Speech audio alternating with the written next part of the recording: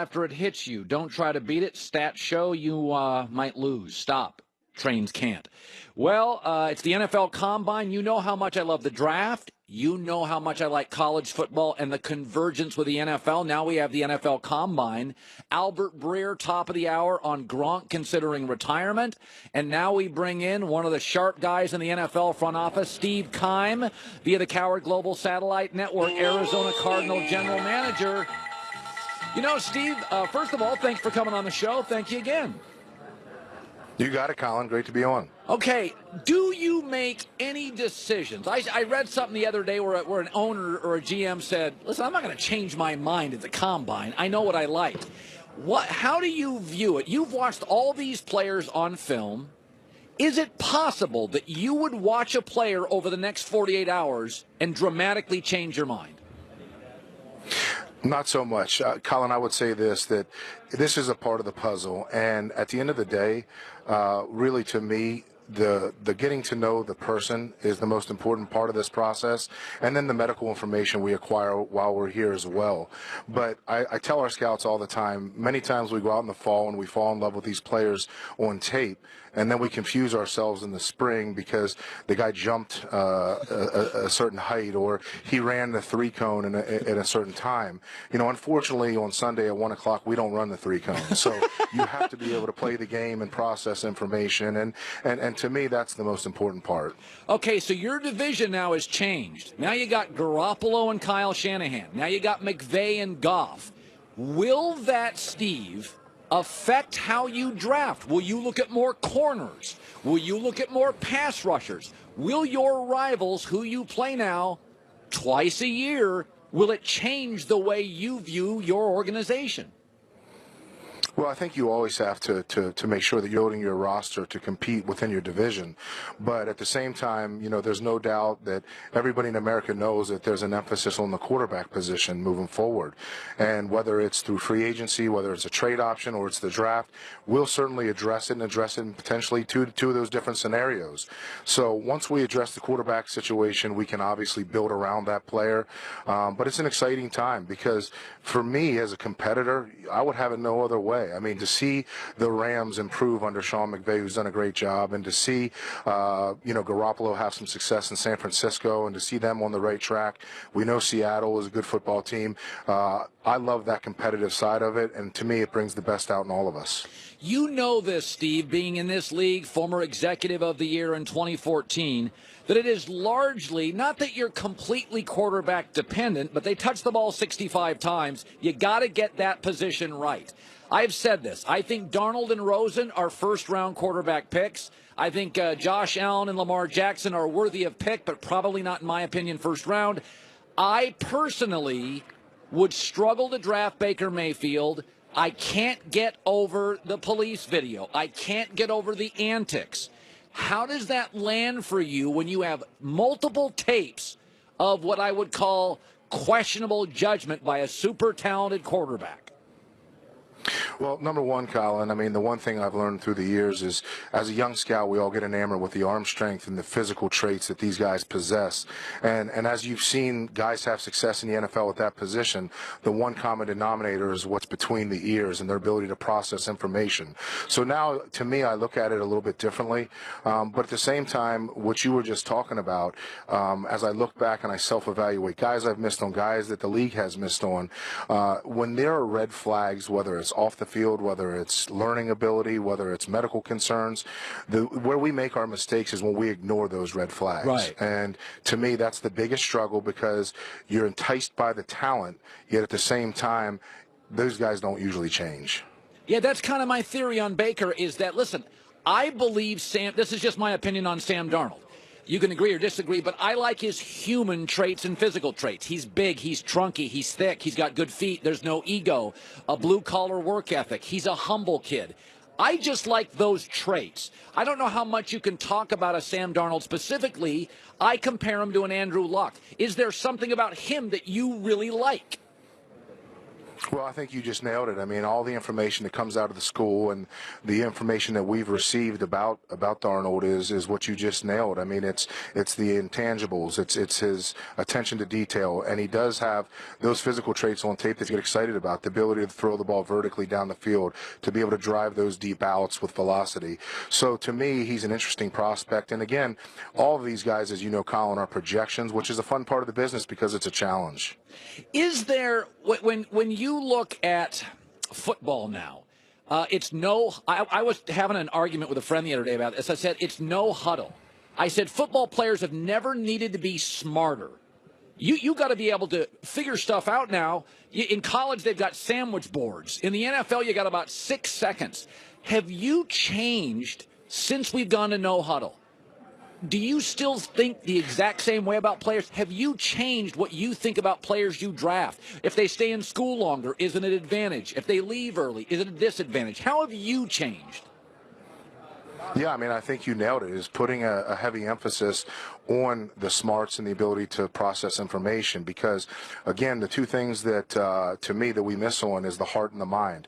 If you don't love it enough, it'll eventually catch up to you. And if you can't learn it, a coach isn't going to trust you and put you on the field. So, again, as we interview these guys at night, I'm amazed by some of the players who come in and they're offensive linemen. They can talk about scan protection from a running back, or they can talk about what the inside slot receiver is looking at from a coverage standpoint in that particular play.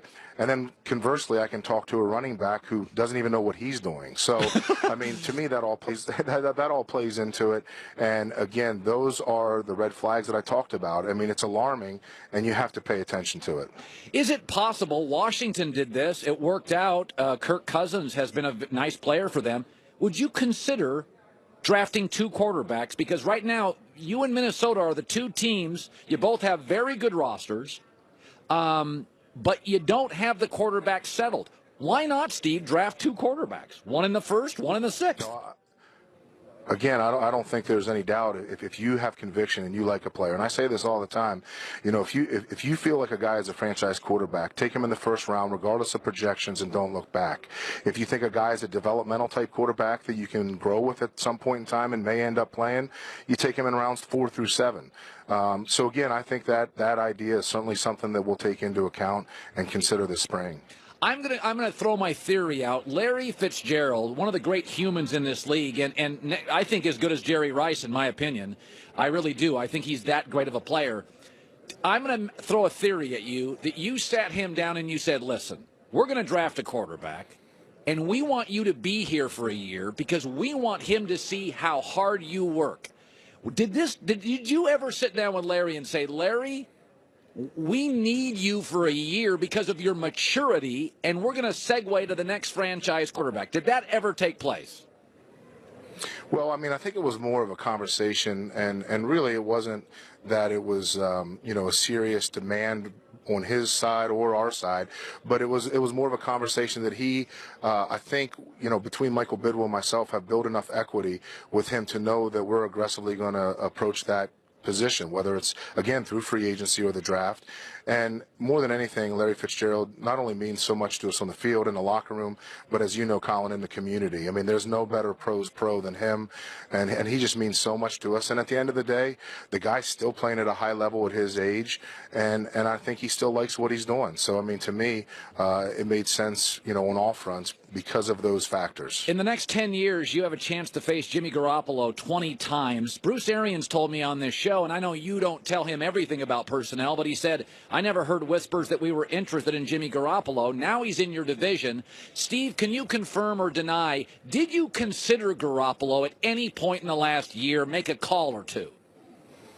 Well, 2 things. I mean, number one, it takes 2 sides to trade, and number 2, there are things that go on with the roster, as you know, that head coaches aren't involved with on a daily basis. Right. And number 1, that's from a financial perspective over the next 3 years, which I try to do a 3-year view, and that's really, again, the numbers that we're paying a quarterback and any position, really how we're allocating our money. So there were factors that were involved in it. I did look at Jimmy Garoppolo. There's no doubt he has some talent. The body of work was, as we know, limited, but it looks like they made a great decision out there. Okay, Steve Keim, good luck to you. I love the combine, and I love the draft. This is one of my favorite times of the year, and I got to make it to an Arizona Cardinals game this year. You guys have done a great job building that roster. Thank you, Steve. Thanks, Colin. Always a pleasure. You bet. One of the smart guys in the NFL. So, it was very interesting. Did you guys notice initially that comment on Baker Mayfield, which I thought was very interesting, where he said, generally guys with red flags don't change. My takeaway on that was they're going to pass on Baker Mayfield. And my prediction was Arizona was going to take Baker Mayfield. It appears my prediction is wrong. They're not going to take Baker Mayfield. Because Arizona and Minnesota are the two teams right now you're like, yeah, they got really good players. They don't have a quarterback. Where Colin was wrong. It appears I was wrong on that one. Because that was the one that made sense to me. They got to get a quarterback. But I thought he laid it out. Red flags, people ignore them. They don't go away, which, for the record, I totally agree with. Maybe he wants teams to think that, okay, John's talking to me now. Don't screw it up. Now you get in my head and screw it up. Conspiracy theories. Yeah, conspiracy. By the way, overrated, underrated, as we get ready for this combine. I want to tell you how I'm so over that thing. This guy's overrated. This guy's underrated. I'll tell you why it's useless. That's coming up. 66% of men, 66% of men lose their hair by age 35, and then they just walk around sad. That's not true. They did all. What if they have a happy life?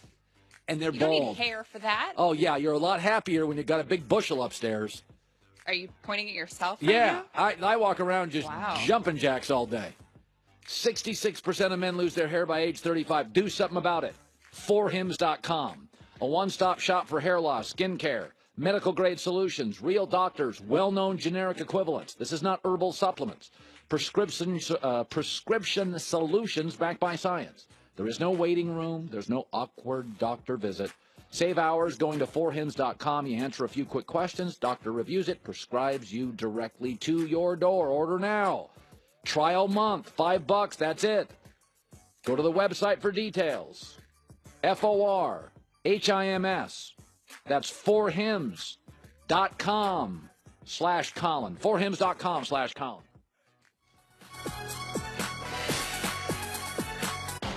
The stars of the Big East.